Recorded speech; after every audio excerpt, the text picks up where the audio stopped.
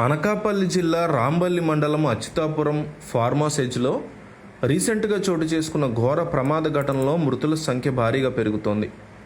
Reactor పేలుడు ఘటనలో మృతుల సంఖ్య 18కి చేరింది. మరో 50 మందికి పైగా తీవ్రంగా గాయపడ్డారు. ప్రమాద తీవ్రతను బట్టి మృతుల సంఖ్య పెరిగే అవకాశం ఉన్నట్లుగా అధికారులు చెబుతున్నారు. అచ్యుతాపురం ఫార్మాసేజ్లో ఎసెన్షియా అడ్వాన్స్డ్ సైన్స్ ప్రైవేట్ లిమిటెడ్లో వందల సంఖ్యలో కార్మికులు సిబ్బంది పనిచేస్తున్నారు. భోజన విరామ సమయంలో భారీ పేలుడు సంభవించి మంటలు వ్యాప్తి చెందాయి. దట్టంగా పొగ అలుముకుని ఏం జరుగుతుందో అర్థం కాని పరిస్థితి నెలకొంది. పేలుడు దాటికి పలువురు కార్మికులు మృతదేహాలు ఛిద్రమయ్యాయి. పేలుడుతో భయపడిపోయిన మిగతా కార్మికులు భయంతో బయటికి పరుగులు తీశారు. ప్రమాదవశాత్తు జరిగిన సమయంలో పరిశ్రమలో రెండో షిఫ్ట్లోని దాదాపు 380 మంది కార్మికులు విధుల్లో ఉన్నట్టు సమాచారం. రియాక్టర్ పేలుడు దాటికి పరిశ్రమలో మొదటి అంతస్తు స్లాబ్ మొత్తం కూలిపోయింది. ఆ శిథిలాల కింద పలువురు చిక్కుకున్నారు.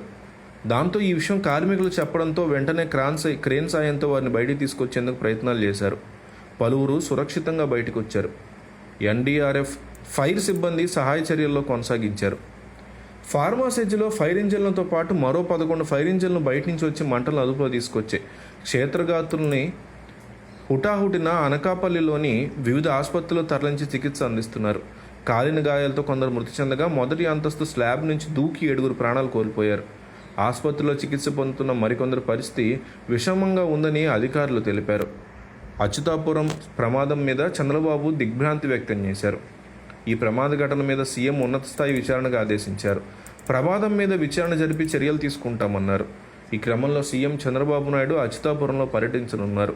ఫార్మా కంపెనీ ప్రమాదంలో మృతి చెందిన వారి కుటుంబాలకి తీవ్రంగా గాయపడి చికిత్స పొందుతున్న వారిని పరామర్శించి ఘటన జరిగిన ప్రాంతాన్ని పరిశీలించనున్నారు.